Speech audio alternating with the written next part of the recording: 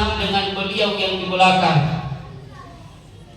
Ketika anaknya di depan, beliau terbesit di dalam hatinya mengatakan, inilah anakku yang sopan, inilah anakku yang saya tunggu-tunggu berpuluh tahun. Kurang lebih 83 tahun saya menunggu anak. Ternyata Allah memerintahkan kepada saya untuk menyembelihnya. Ketika muncul perasaan sedih, beliau tidak mampu melihat langkah anaknya, maka diperintahkanlah anaknya ke belakang Nabi Ibrahim. Ketika Nabi Ibrahim berpikir ingin melihat anaknya kembali yang seakan-akan sedikit lagi yang akan disembelih melalui pisaunya sendiri, maka diperintahkan anaknya kembali ke depan. Anakku, majulah ke depan untuk melewati hidupku kelak. Ini adalah riwayat yang diceritakan oleh Nabi kita, Nabi Muhammad sallallahu alaihi wasallam, betapa sayangnya Nabi Ibrahim kepada Nabi Ismail. Tetapi ini adalah perintah dari Allah Subhanahu wa taala. Tentu Nabi Ibrahim wajib melaksanakan apa yang diperintahkan oleh Allah Subhanahu wa taala. Setelah gagal membujuk ayahnya, iblis pun datang menemui ibunya Sayyidah Hajar. Mengapa kau hanya duduk-duduk tenang saja, padahal suamimu membawa anakmu untuk disembelih? Sayyidah Hajar menjawab, saya sendiri rela untuk disembelih selama itu adalah perintah Allah.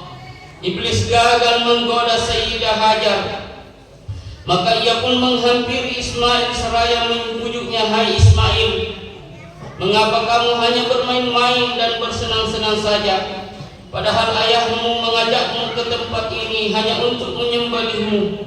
Lihat, ia membawa tali dan sebilah pedang. Ismail menjawab, demi perintah Allah, aku siap mendengar, patuh dan melaksanakan dengan sepenuh jiwa ragaku, jawab Ismail dengan mantap. Ketika iblis hendak merayu dan menggoda dengan kata-kata lain, mendadak Ismail memungut sejumlah kerikil di tanah dan langsung melemparkan ke arah iblis sampai butalah matanya di sebelah kiri. Maka iblis pun pergi dengan tangan hampa. Dari sinilah kemudian dikenal dengan kewajiban untuk melempar jumrah dalam ritual ibadah haji. Untuk melaksanakan tugas ayah, Ismail berpesan kepada ayahnya, wahai ayahanda, ikatlah tanganku agar tidak bergerak-gerak sampai merepotkanmu. Telungkupkanlah wajahku agar tidak terlihat oleh ayah, sehingga tidak timbul rasa ibah. Sisingkanlah lengan baju ayah agar tidak terkena percikan darah sedikit pun, sehingga bisa mengurangi pahalaku. Dan jika ibu melihat, tentu akan turut berduka. Tajamkanlah pedang dan goreskan segera di leherku, ini agar aku lebih mudah dan cepat proses mautnya. Lalu bawalah pulang bajuku dan serahkan kepada ibu agar menjadi kenangan baik baginya. Serta sampaikan pula salamku kepadanya dengan berkata, wahai ibu, bersabarlah dalam melaksanakan perintah Allah. Terakhir, jangan ayah mengajak anak-anak lain ke rumah ibu, sehingga ibu semakin menambah bela sungkawa kepadaku. Dan ketika ayah melihat anak lain yang sebaya denganku, jangan dipandang sehingga menimbulkan rasa sedih di hati ayah, sambung Ismail. Kemudian Nabi Ibrahim alaihissalam menggoreskan pedangnya sekuat tenaga ke bagian leher putranya yang telah diikat dengan dan kakinya. Namun beliau tak mampu menggoresnya. Ismail berkata, wahai ayahku, wahai ayahanda, lepaskanlah tali pengikat tangan dan kakiku ini agar aku tidak dinilai terpaksa dalam menjalankan perintahnya. Goreskanlah lagi ke leherku agar para malaikat mengetahui bahwa diriku taat kepada Allah dan menjalani perintah semata-mata karenanya. Nabi Ibrahim alaihissalam melepaskan ikatan tangan dan kaki putranya. Lalu beliau dihadapkan wajah anaknya ke bumi dan langsung menggoreskan pedangnya di leher putranya dengan sekuat tenaga. Namun beliau masih juga tak mampu melakukannya karena pedangnya selalu terpental. Tidak puas dengan kemampuannya, beliau menghujamkan pedangnya ke arah sebuah batu, dan batu itu pun terbelah menjadi dua bagian. Hai pedang, kau dapat membelah batu, tapi mengapa kau tak mampu menembus daging? Atas izin Allah Subhanahu wa Ta'ala, pedang itu menjawab, "Hai Ibrahim, kau menghendaki untuk menyembelih, sedangkan Allah penguasa semesta alam berfirman, jangan disembelih. Jika begitu, kenapa aku menentang perintah Allah?" Kemudian Allah menggantikan Ismail dengan seekor domba yang dibawa oleh malaikat Jibril dari surga. Pada kejadian itu Allah mempersaksikan seluruh malaikat, dipanggil seluruh malaikat atas ketaatan buah hambanya, sehingga malaikat Jibril dan seluruh malaikat terkagum-kagum atas Nabi Ibrahim dan Nabi Ismail, seraya mengagungkan Allah. Allahu Akbar, Allahu Akbar, Allahu Akbar. Nabi Ibrahim pun menyahut, La ilaha illallah wallahu akbar. Nabi Ismail pun membaca Allahu Akbar walillahil hamd. Kemudian bacaan-bacaan tersebut dibaca pada saat setiap hari raya kurban Idul Adha dan saat penyembelihan binatang kurban.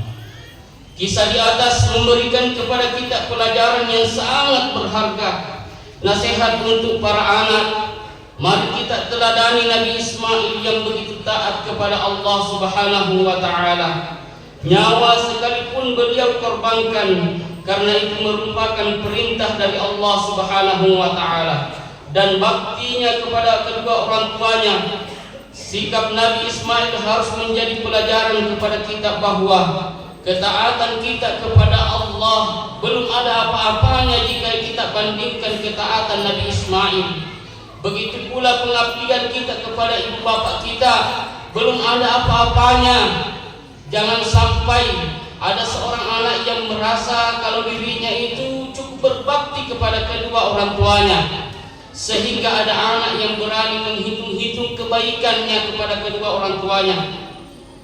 Bahkan ada anak yang berani mengatakan, saya kan bersaudara, contoh 6 orang, saya kan bersaudara 6 orang Pak, mintalah ke saudara yang lain, saya kan selalu mengirim uang kepada bapak. Padahal bapaknya minta uang untuk keperluan ibunya yang sedang terbaring di rumah sakit. Ada anak orang selalu menghitung-hitung kepada kedua orang tuanya, diperhitungkan berapa yang diberikan kepada orang tuanya, dan bahkan kalau sudah merasa kebaikannya itu sudah banyak, dia minta untuk meminta kepada saudara yang lain. Saudaraku, wahai saudaraku, ketahuilah bahwa besarnya pengabdian kedua orang tua kita ini tidak bisa terbayarkan dengan apapun.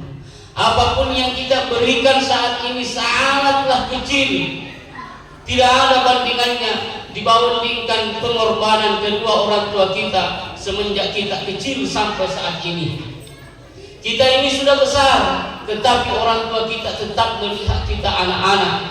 Makanya jangan heran Pak, mungkin kita sudah banyak uang, tetapi ada orang tua ketika kita pulang kampung masih menawarkan makanan dari orang tua. Kita pulang dipotongkan ayam sama orang tua kita, dimasakkan enak-enak. Itu karena apa? Karena orang tua kita masih menganggap kita sebagai anaknya, anak yang disayang-sayangnya. Dari Jabir radhiyallahu anhu meriwayatkan, ada laki-laki yang datang menemui Nabi sallallahu alaihi wasallam dan melapor. Dia berkata, "Ya Rasulullah, sungguh ayahku ingin mengambil hartaku. Pergilah kau membawa ayahmu ke sini," perintah Nabi sallallahu alaihi wasallam. Bersamaan dengan itu malaikat Jibril turun menyampaikan salam dan pesan Allah kepada beliau. Jibril berkata, "Ya Muhammad, Allah Azza wa Jalla mengucapkan salam kepadamu dan berpesan kepadamu. Kalau orang tua itu datang, engkau harus menanyakan apa-apa yang dikatakan dalam hatinya dan tidak didengarkan oleh telinganya. Ketika orang tua itu tiba, maka Nabi pun bertanya kepadanya, "Mengapa anakmu mengadukanmu? Apakah benar engkau ingin mengambil uangnya?"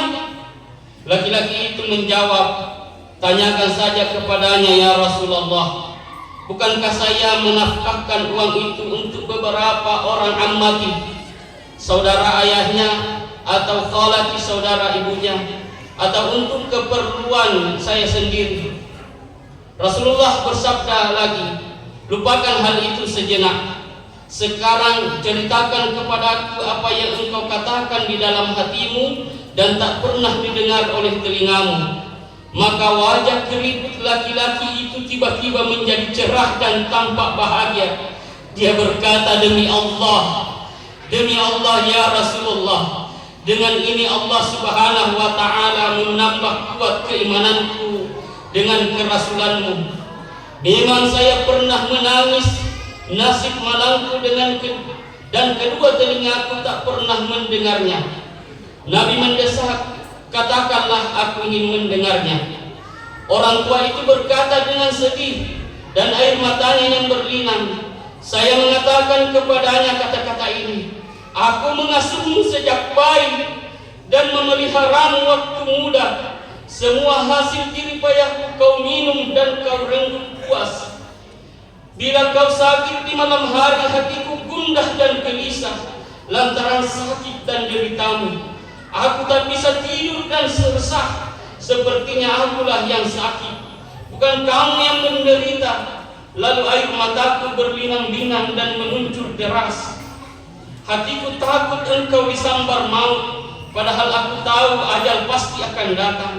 Setelah engkau dewasa dan mencapai apa yang engkau cita-citakan, kau balas aku dengan kekerasan dan kekejaman, seolah kaulah pemberi kenikmatan dan keutamaan. Sayang, kau tak mampu penuhi hak ayahmu. Kau perlakukan aku seperti tetangga jauhmu. Engkau selalu menyalahkan dan membentakku, seolah-olah kebenaran selalu menempel di dirimu. Seakan-akan kesejukan bagi orang-orang yang benar sudah dipasrahkan." Selanjutnya Jabir berkata, pada saat itu Nabi langsung memegangi ujung baju pada leher anak itu seraya berkata, "Engkau dan hartamu milik ayahmu, kamu tidak punya apa-apa." Sadarlah wahai saudaraku, bahwa ada saat kita akan menyesal atas perbuatan jahat kita terhadap orang tua. Ada saat kita sibuk berjualan, tiba-tiba HP berdering dan ternyata panggilan itu adalah panggilan yang memberitakan bahwa ibu 3 hari yang lalu masuk rumah sakit, sekarang telah tiada. Saat seperti ini, semua kesibukan kita tinggalkan. Toko ditutup, segera kembali ke rumah sambil memesan tiket pesawat yang paling cepat. Tak peduli berapa biaya yang harus dikeluarkan. Di perjalanan terasa pesawat terbang begitu lambat dan tak terasa air mata menetes sedikit demi sedikit. Ketika teringat bahwa ibu yang ia cintai telah meninggal dunia, terlihat dari kejauhan bendera putih berdiri tegak di depan rumah dan sekumpulan orang berpakaian hitam sedang menuju ke sana. Serasa tak mau percaya bahwa mereka sedang melayat ibu yang baru saja meninggal dunia. Di balik pintu terlihat ibu yang sedang terbaring, tetapi kali ini ibu tidak menyambut anaknya dengan senyuman dan teriakan gembira atas kedatangan anaknya yang datang dari jauh. Ibu tidak lagi menyiapkan tempat tidur untuk istirahat. Ibu hanya diam, sedangkan ia tidak mau tahu kalau anak kesayangannya telah datang. Maka diciumilah pipi sang ibu yang begitu dingin. Kenyataan pahit yang harus diterima sang anak bahwa ibunya telah tiada. Saat itulah muncul perasaan menyesal. Mengapa tidak datang lebih cepat? Kenapa tidak mengirim uang ibu?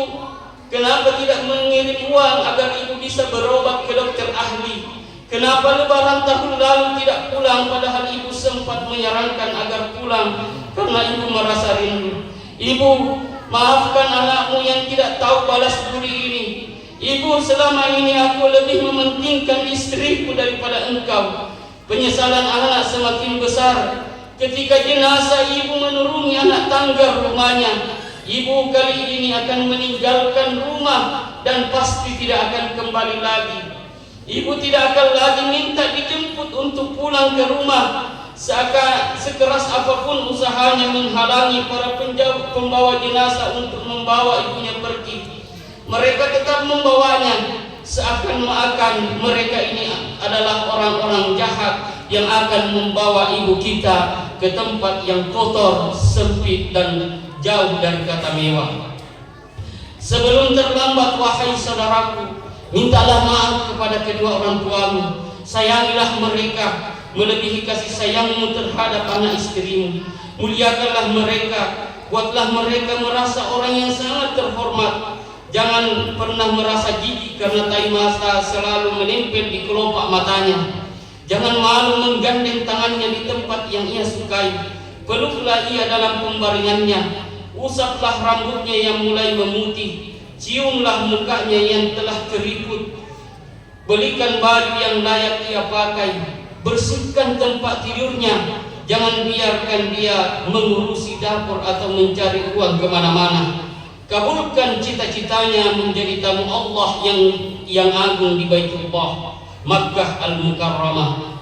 Karena di saat engkau rindu kepadanya, tetapi engkau hanya bisa melihat kuburannya, engkau akan rindu duduk bersama, makan bersama, tetapi yang bisa kamu lakukan adalah menabur bunga. Engkau rindu memeluknya, tetapi yang bisa kamu lakukan adalah memegang batu nisannya. Engkau rindu memberikan hadiah kepadanya, tetapi yang engkau lakukan adalah mendoakan almarhum atau almarhumah. Saudaraku, tetesan air mata yang membasahi pipimu ketika engkau berpisah dengan orang tuamu tidak ada gunanya dan tidak mewakili kasih sayangmu terhadapnya. Karena bakti kepada kedua orang tua bukan hanya ketika beliau masih hidup di dunia, tetapi lebih daripada itu. Seorang anak masih bisa berbakti kepada kedua orang tuanya yang telah meninggal dunia. Berdasarkan sebuah riwayat, seorang laki-laki yang rindu kepada orang tuanya yang telah meninggal dunia datang kepada Rasulullah dengan mengatakan, "Ya Rasulullah, ketika orang tuaku masih hidup, aku selalu berbakti kepadanya. Adakah cara berbakti kepada keduanya setelah mereka meninggal dunia?" Rasulullah menjawab, "Sungguh termasuk bakti kepada kedua orang tua setelah meninggal dunia adalah engkau salat untuk keduanya. Ketika engkau mengerjakan salat, engkau berpuasa untuk keduanya. Ketika engkau berpuasa, semua pahalanya untuk mereka kedua orang tuamu yang meninggal dunia." Oleh karenanya termasuk kedurhakaan kepada kedua orang tua ketika anak itu durhaka kepada Allah Subhanahu wa taala. Termasuk bakti kepada kedua orang tua ketika anak itu berbakti kepada Allah Subhanahu wa taala.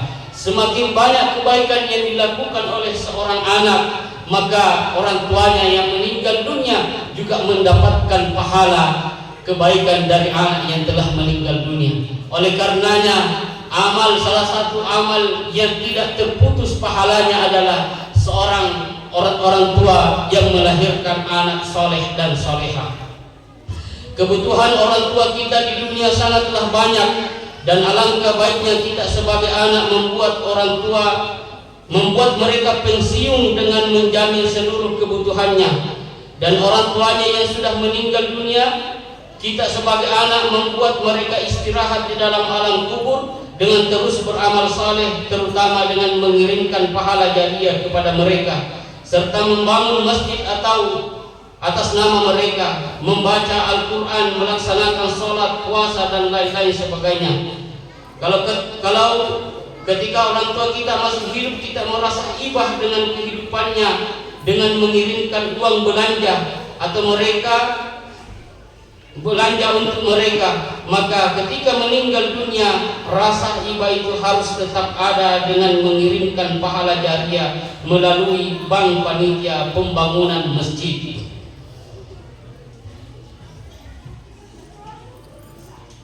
Allahu Akbar, Allahu Akbar, Allahu Akbar, walillahil hamd. Nasihat untuk para istri, ambillah contoh dari kisah kesabaran Sayyidah Hajar alaihi salam yang tidak menghalang-halangi suaminya mendekatkan diri kepada Allah, sekalipun yang dikorbankan itu adalah anak kesayangannya, anak satu-satunya, anak yang diharapkan mengurusnya ketika di usia lanjut. Dan keberhasilan Siti Hajar mendidik anaknya sehingga Nabi Ismail tumbuh menjadi seorang nabi.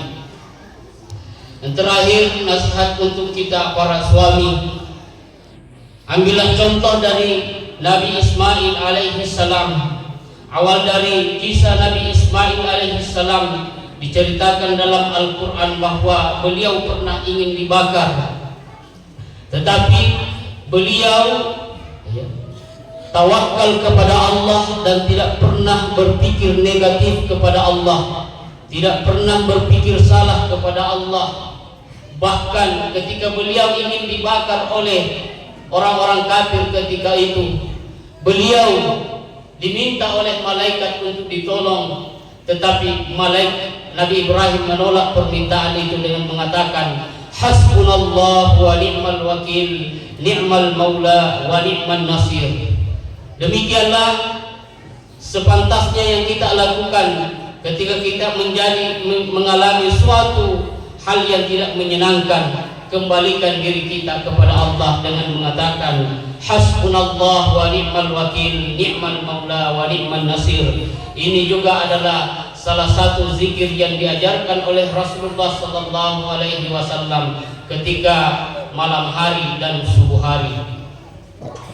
Barakallahu lana wa lakum fil Qur'anil azim wa nafa'ni wa iyyakum bima fihi wadh-dhikril hakim wa taqabbalallahu minni wa minkum tilawatah innahu huwas samiul basir.